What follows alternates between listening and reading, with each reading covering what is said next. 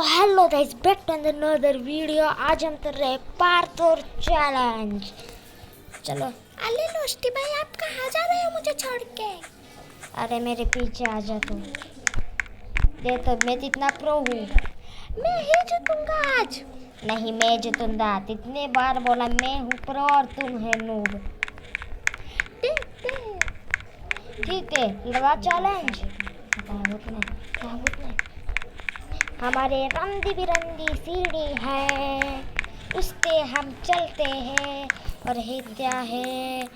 यहाँ से उड़ी मारना है और यहाँ से उड़ी मारना है। यहाँ से भी यहाँ जंप जंप जंप। यहाँ था मुझे लगता है रेड। ओ आंसर राइट है। अब मुझे लगता है येलो। आंसर राइट है। रोष्टी भाई, आप आगे चले गए मेरे से, मैं पीछे हूँ आपके। आ जाना मैं मेरे पीछे। ये ट्राई ड्रॉप, ये तो इजी है हमारे लिए।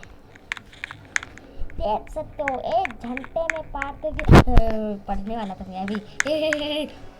देखा रोष्टी भाई, लालच करने का नतीजा। लालच बुरी बलाई, इसलिए बोलता हूँ मैं, लालच मत करा करो। आप ऐसे हवा में क्यों लटक रहे हैं रोष्टी भाई? हाँ, मैं तो स्पॉन भी नहीं हो रहा थी, तो मैं स्पॉन कर देता हूँ। या यार स्पॉन हो चुका हूँ मैं। हाँ यार स्पॉन।